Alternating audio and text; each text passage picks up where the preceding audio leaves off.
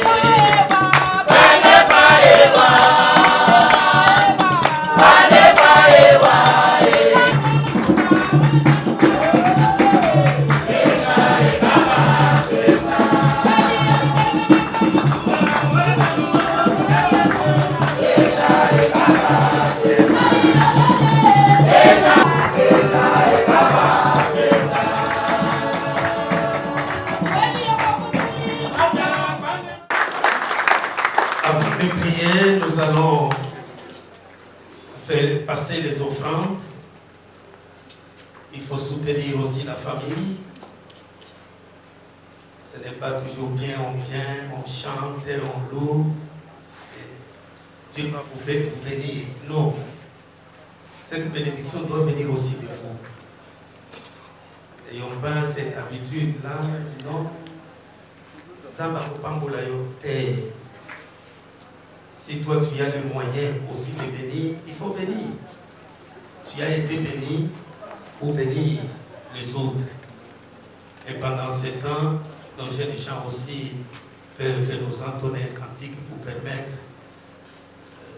qu'on donne les offrandes.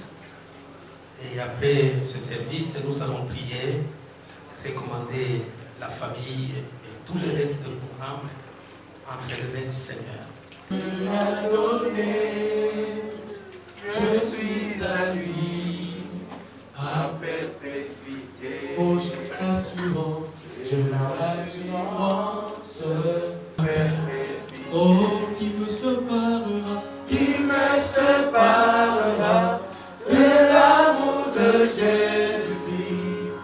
ni jeu, ni domination. Rien ne me séparera de mon Sauveur. Qui me séparera de l'amour de Jésus? Ni humilité, ni tribulation, ni homme, ni ange, ni domination.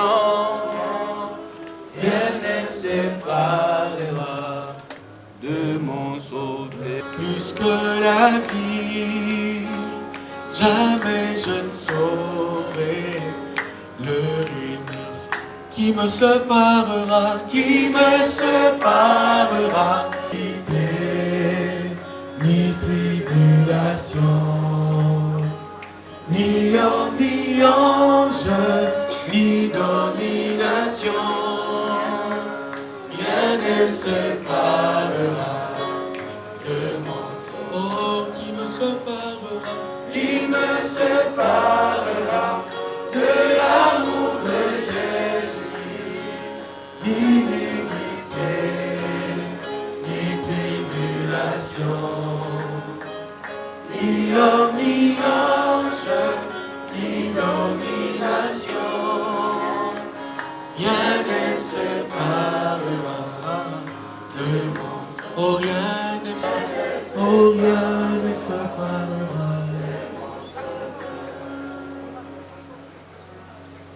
Éternel, notre Dieu, de partager ta parole avec tes enfants qui ont répondu pour venir consoler la famille qui est éprouvée. Ils sont venus non seulement avec des consolations à travers des mots doux, mais ils ont apporté aussi leur soutien financier. Soutien notre sœur qui reste seule. Soutien les enfants. Soutien le membre de la famille. Et que le Saint-Esprit impose la paix. Pour celui qui a pris la décision de renoncer à la vie passée et de s'engager pour marcher avec toi. Soutiens cette bonne décision. Nous recommandons le reste du programme entre tes saints. Que le Saint-Esprit nous aide et nous soutienne. Dans le nom merveilleux de notre Seigneur Jésus, nous venons ici de prier. Amen. Le programme continue. Merci beaucoup à l'Église et au pasteur particulièrement. Nous sommes très consolés par votre exhortation et nous profitons encore pour dire bienvenue à chacun de vous. Soyez karibu sana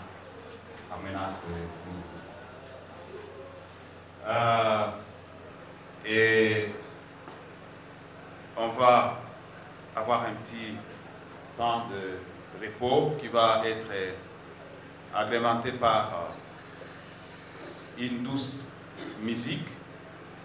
Et après ce temps, nous allons reprendre une deuxième partie où nous aurons des chants. Vous avez un cantique sur le moment de chanter. Vous avez un témoignage sur le moment de les donner. Donc nous allons procéder à cette deuxième étape après un petit moment de repos. Merci beaucoup. Poursuit du vent. À combien sert-il à l'homme de tout gagner sur la terre et perdre son âme? Tout ce que tu peux faire pour ton corps un jour, ton corps te décevra. Comment? Nakosala nini pona nzoto na ngai, nasili kosala pe nalembi. Nakosala nini pona nzoto na ngai, siliko sala pe nalembi nzoto yo sengaki ngai elamba nzoto napesaki yo nzoto yo sengaki ngai masanga nzoto napesaki yo nzoto yo sengaki ngai boîte de nuit to bare nakotisaki yo kasi lelo yo nzoto okei na lilita opesi nga ta merci te na nyonso nasaleli yo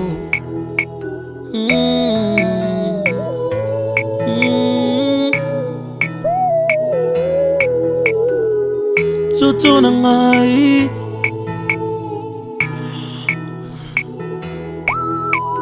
nzoto sengaki ngai basi ya pembe ngai napesaki yo osengaki ngai ya mwindu ya mokuse ya molai napesaki yo posa ya nzoto sengaki ngai nzoto salelaki. Il y a quelqu'un qui ne comprend pas les Swahili?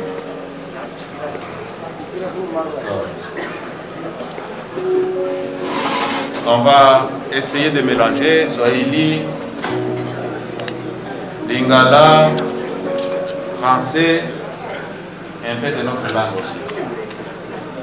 Ça va, comme ça, on va suivre nous tous. Si sote tutafuata, tutaendelea kwa kusema Swahili, Nyamulenge, Lingala kidogo, Sudi, sisi wote tuendelee. Naomba wenye kuwa ndani ya nyumba wakuje ile tuanze na ibada hii yenye tunapenda kufuatisha. Kandi ibintu tugiye kuvuga Et ce que nous allons dire, ni ibintu by'ukuri bitari ibintu byo gucisha hirya cyangwa byo gushimagiza umuntu. c'est la vérité. On ne va pas donner des éloges, mais on va dire la vérité. Umuntu yapfuye bazamuvugaho menshi meza. Quand quelqu'un est mort, deux fois on exagère, mais ici je vais dire juste la vérité sur le général. Uko niko kuri kujya general turavuga kuri kandi twongera tukabanya. Nous n'allons pas augmenter, on ne va pas diminuer, on ne dira que la vérité sur la personne du général. Ijambo rya mbere wavuga ngo niwe wari inshuti ye cyane ababeshi. Si on dit qu'on était plus amis au général, plus que d'autres, c'est comme si on mentait. Yari inshuti y'abantu bose. C'était un ami à tout le monde. Uko yankundaga niko yagukundaga. Comme il m'aimait, il aimait aussi quelqu'un d'autre. Uko yakunda ubwoko bw'Abanyamulenge niko yakunda ubwoko bw'Abakasayi. Il aimait de la même façon le peuple Banyamulenge comme le peuple Kasayen. Uko yagukundaga ni manake byari kimwe nta muntu uvuga ngo yari inshuti be kuruta uwundi. Il n'avait pas de parti pris, il aimait tout le monde au même niveau. Nje twabanye nawe igihe kirekire. J'ai vécu avec lui pendant longtemps. Umunsi tuja mu gisirikare niwe cyanye na General Mustafa. Twahuri Buvira. Moi je suis parti avec le général Mustafa, nous sommes retrouvés à Uvira. Na Colonel Geriat. Avec le colonel Geriat. Twari kumwe n'ababembe n'abapfurero n'abashi. Nous étions de plusieurs tribus, des Babembe, des Bafulero, des Bashi. Twari kumwe n'uwembe yitwaga Muchware. Nous étions avec un autre militaire de la communauté Babembe qui s'appelle Muchwale. Aro witwaga umusore witwaga ngo ni Luundo. Un autre qui s'appelle Luundo. Twajanye n'abagasayi babiri. Ils sont partis avec deux Kassayens. Witwaga Mukonkole. Un qui s'appelait Mukonkole. N'undi witwaga Kibaranga. Et un autre qui s'appelait Chibara. Twajanye n'abashibara b'amasasu yakuye ngaha Zarumba Kinanga. Nous sommes partis avec le feu Massassou, un mouche que vous connaissez, qui est mort. Twarajanye tugeraho twakoreye amafunzo ya gisirikare. Nous sommes partis ensemble, nous avons fait le training ensemble. Icyo nshaka kuvuga kuri uyu mugabo Ce que je voudrais dire pour la personne du général, yagiraga ukuri c'était un homme véridique, il disait la vérité. agatanga inama nziza Et il donnait des bons conseils. yagiraga amacumu gategaga amahinda. Il n'avait pas d'intrigue en lui. Nimba kubonyeho ikibi arakubwira ntanyuza hirya. S'il voit en toi une faute, il te disait la vérité. Ari ahantu twageze turarwana. Je me rappelle un jour, nous étions au front. Et l'ennemi nous a sérieusement attaqués. Et nous nous sommes sauvés par différentes directions. Nous nous sommes retrouvés 3 jours après. Un endroit qu'on appelle Nyabihara. Il nous a demandé encore de revenir et d'attaquer le camp ennemi là où il nous avait dispersés. Une semaine après.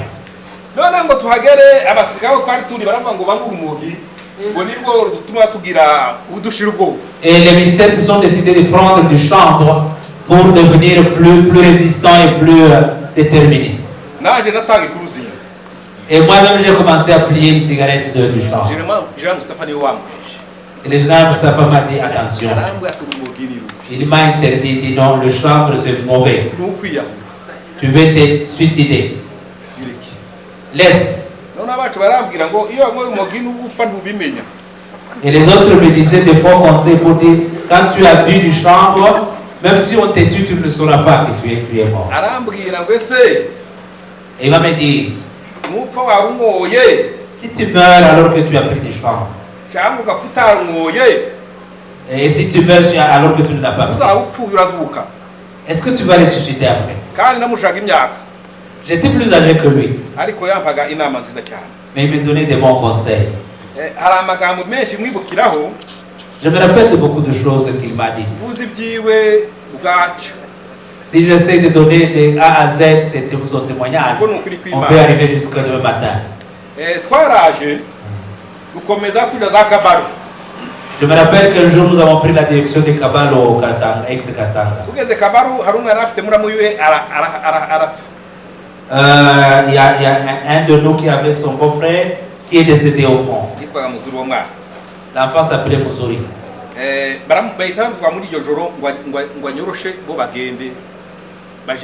On lui a dit ce soir-là, toi tu dois avancer et continuer la guerre. Et il m'a dit toi tu vas enterrer ces jeunes militaires qui Moi j'avais 2 jeunes militaires trop jeunes. On les appelait des Kadogo. À ce moment-là, ils étaient entre 14 et 15 ans. Je me rappelle, un d'eux s'appelait Moutwa, il est de la famille de Rutagan. Et un autre s'appelait Magnota, il est de la famille de Touane. Et un autre qui s'appelait Bagaza, il est de la famille Basinzi.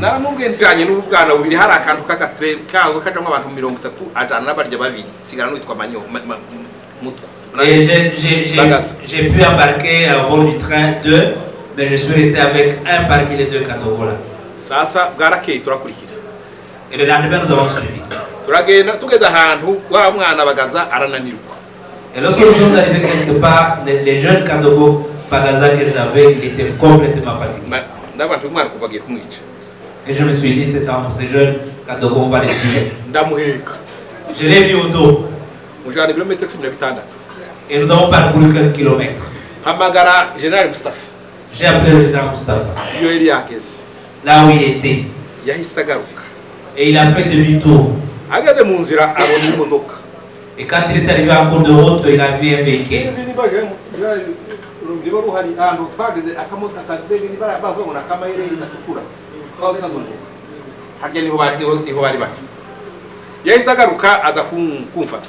Et il est venu au secours, il est venu me récupérer.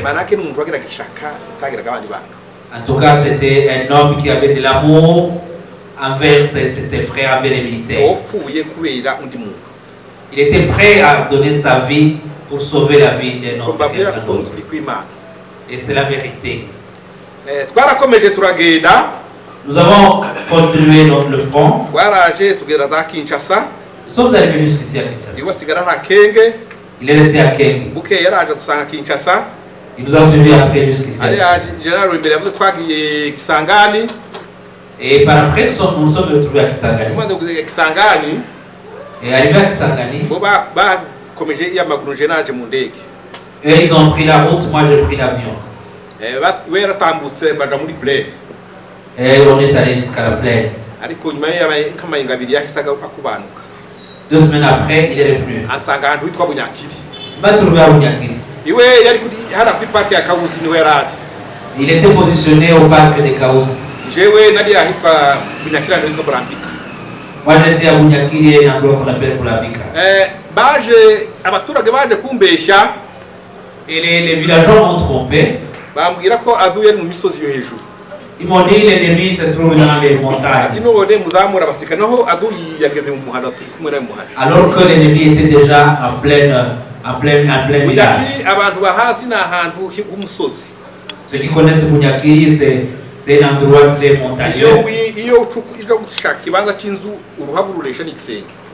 Et si tu veux construire, en tout cas pour avoir la fondation, c'est tout un problème. Il faut percer les montagnes. Il y a une maison où j'étais comme commandant de troupes. Moi, je n'ai pas voulu partir, j'ai envoyé les militaires. Et l'ennemi nous a attaqués.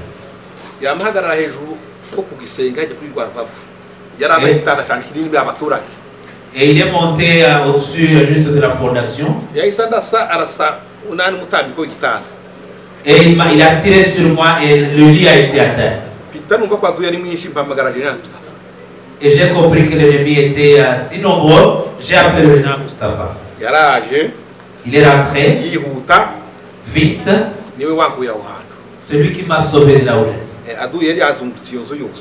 L'ennemi avait entouré la maison dans laquelle j'étais.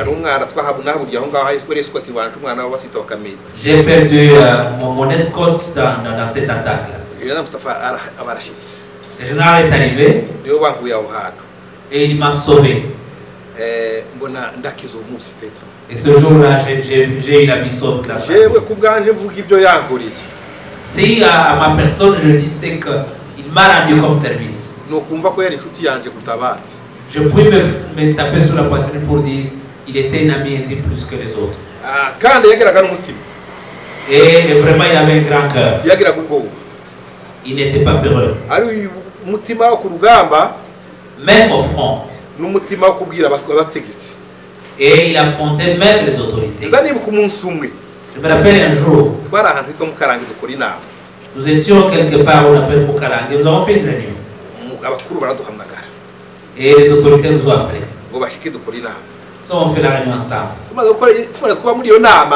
Et dans la réunion, nous étions encore des Kadogo à ce moment-là.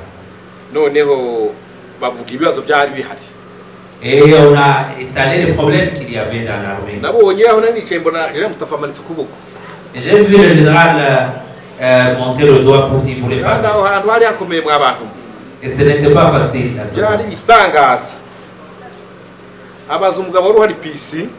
Et il a posé la question au commandant qui nous dirigeait, qui s'appelait Pissi.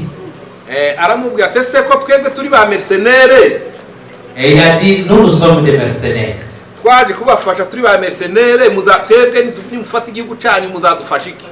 Nous sommes venus vous prêter main forte.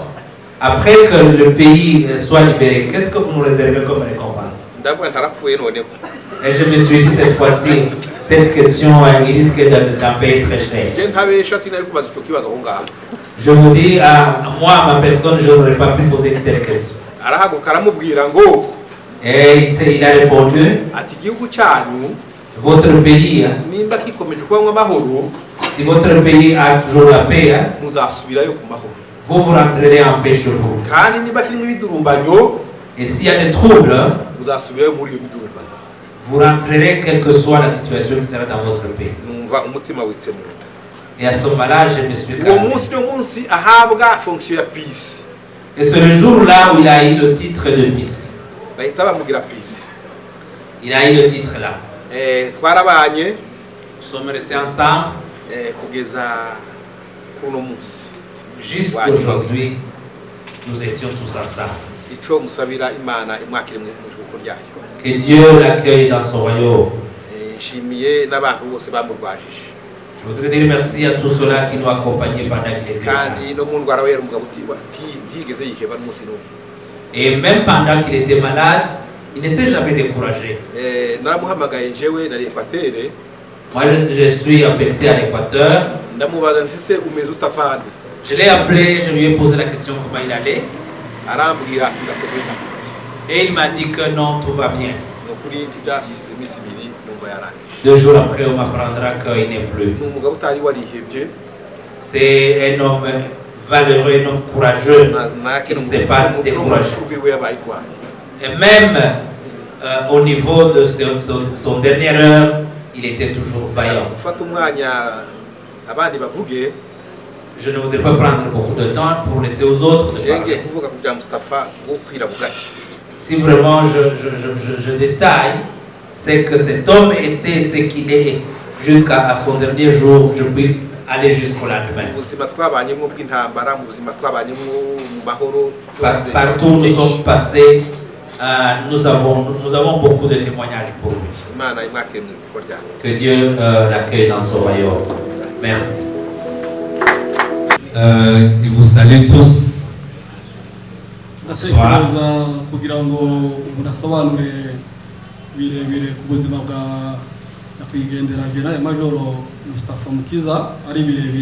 C'est pas facile de donner à un laps de temps la vie du général Feu Moustapha. Je vais essayer de donner juste les grandes lignes.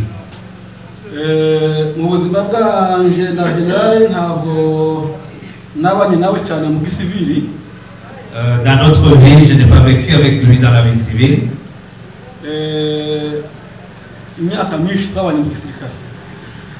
Nous nous sommes plus connus dans l'œuvre quand nous étions au service de l'armée tous.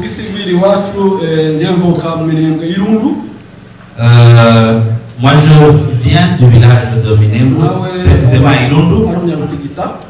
Et lui vient du village de Rutikita.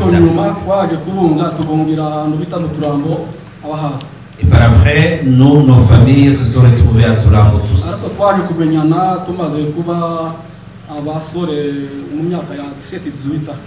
On s'est plus connus lorsque nous étions à l'âge de 17 ans, 18 ans.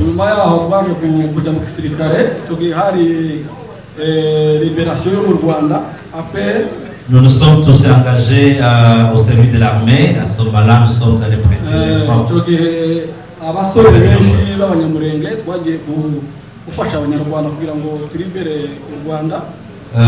Nous sommes allés prêter main forte au niveau de la paix. Et on était encore trop jeunes. Aujourd'hui, je suis âgé de 51 ans. Je suis parti alors que j'avais 21 ans.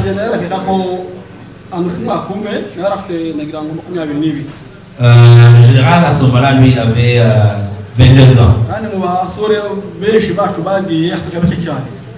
Et parmi les jeunes qui sont partis, nous étions majoritaires.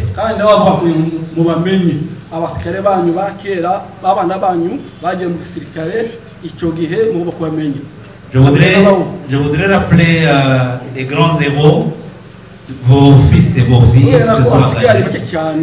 Parce qu'il ne reste qu'une minorité, mais je vais citer quelques-uns qui se sont donnés pour notre pays.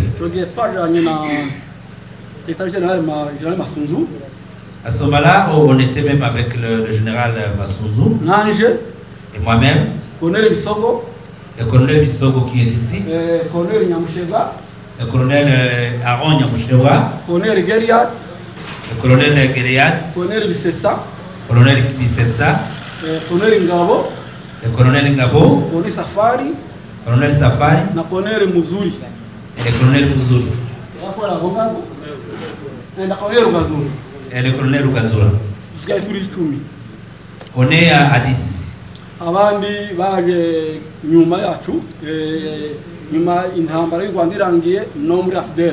Il y a eu notre convoi qui est venu après nous. Et même lorsque l'AFDEL a commencé, il y a d'autres qui ont été recrutés au service de l'armée. Lorsque nous nous sommes engagés aux côtés de la paix, Moi, je n'étais pas aux côtés du feu général Moustapha. Il était plus avec le colonel Bissot. Moi, j'étais envoyé de notre côté.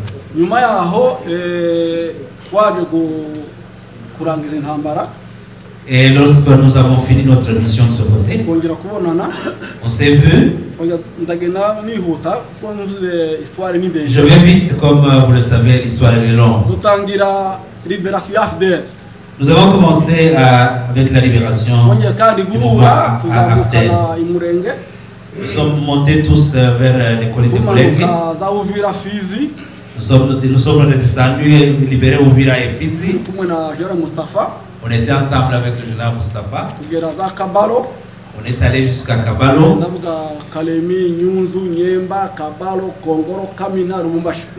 Tous ces villages-là qu'il a cités, il les a parcourus à pied jusqu'à Lumbashi. Moi, je suis resté à Kamina. Ils sont venus jusqu'ici à Kinshasa. Je les ai rejoints à Kinshasa. J'étais ici au camp Badiadingi.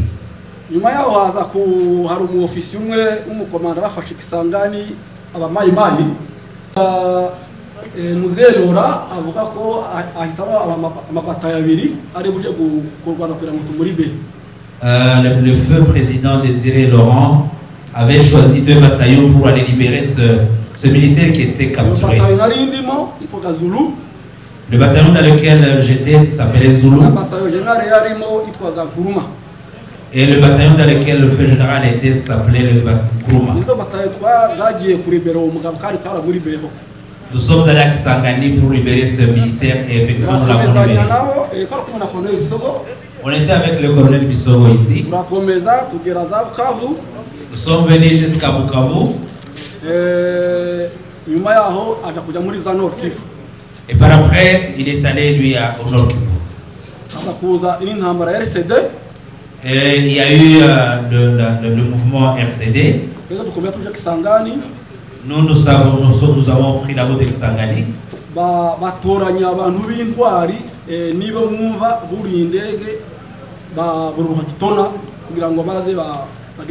Et on a pris des vaillants qui étaient au milieu de nous.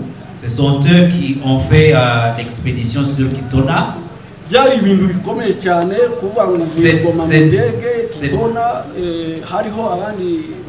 Ce n'était pas facile de quitter Goma pour atterrir à Kitona dans les camps de l'ennemi. Le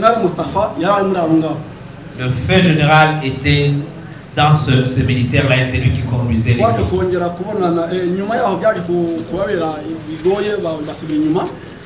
Et par après, la mission n'était pas facile, ils ont dû replier.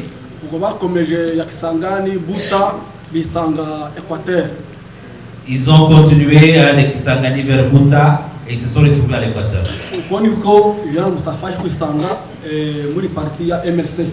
C'est ainsi qu'ils se sont retrouvés dans le parti politique du MLC. Nous sommes restés dans le RCD. Vous vous rappellerez de la réunification du pays. Nos aînés qui sont ici politiciens ont fait les négociations. Et en 2003, il y a eu le gouvernement d'union nationale sous la forme de 1+4.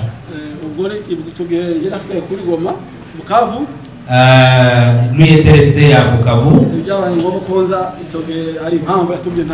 Et moi je ne suis pas venu ici et il y a des raisons qui m'ont retenu. On s'est vu encore avec le général.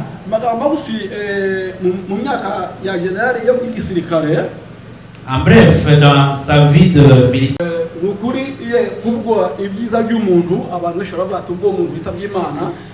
wese bavuga neza bakamuvuga ubutwari bakamutaka ariko ntabwo ari ukugira ngo dushimisha abantu ndamuzi cyane muri ibyo bintu batakuvuga. C'est pas une flatterie pour le feu qui nous a quittés, mais ce que nous sommes en train de vous dire, c'est parce que nous avons des témoignages vivants de sa détermination, de son bravoure et de son courage au front. C'était un vaillant que nous avons perdu.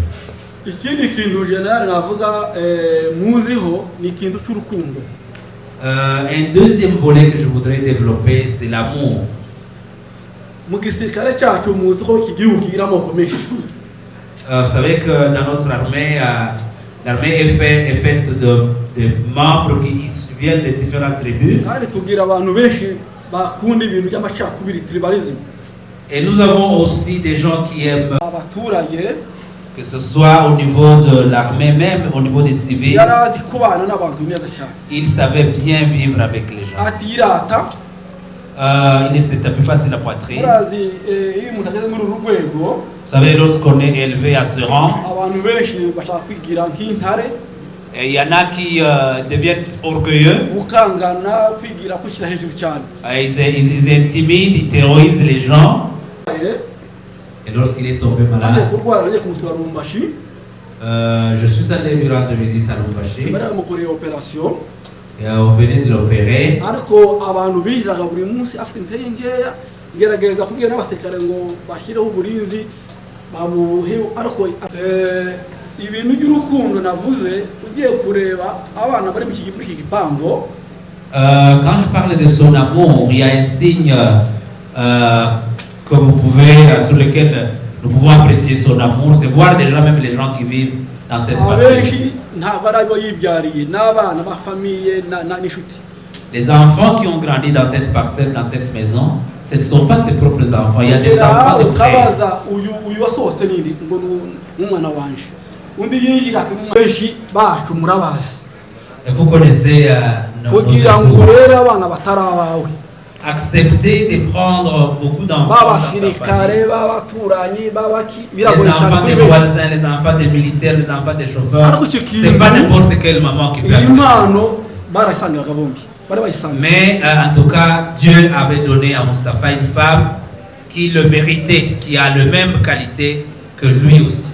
Il a souffert de rein, Iramubabaza cyane, ce n'était pas facile. ariko umubiri uraryana yego. Quand vous êtes atteint, vous souffrez, c'est vrai, vous avez des douleurs. Ariko Imana yamuhaye igihe cyo kwitegura. Mais grâce à ces souffrances, Dieu lui a donné le temps de se préparer. Benshi ntabwo babona uyu mwanya umeze utyo. Beaucoup meurent subitement, ils n'ont pas l'occasion de se préparer. Yagize igihe kinini ababaye, ariko yagize igihe cyiza cyo kwitegura. Il a eu, c'est vrai, un temps suffisant de souffrance, mais ça lui a permis de se préparer. Nuko muri iyi si twese ntawe uzaguruka n'amababa, twese tuzagira mu butaka. Je voudrais dire que pourquoi je le dis, c'est parce que nous tous, personne ne va voler des ailes comme un oiseau, mais nous allons mourir. Waba umukire, waba umunyabwenge, waba bande tuzanyura hano mu butaka. Que tu sois président, que tu sois pauvre ou riche, nous tous nous passerons par la mort. Ariko cyane cyane kurutana chance zirarutana igihe cya nyuma. Mais le bonheur, c'est surtout la dernière minute lorsque nous voulons quitter ce monde. Niyo mpamvu mvuga ko generale yagize igihe kinini cyiza, simva ko ari cyiza kuko yarabaye cyane umubiri uramurya, ariko yagize chance kwitunganya. Abayobozi b'urusengero babanye nawe ruguru umurenge, bano bose barazaga tibasibagaha. Pasiteri wiwe yahoraga araha, ni ukuri nka famiye ya Mustapha Bahayinga. Pour terminer, je donne une vache pour soutenir la famille et Maman Yvette.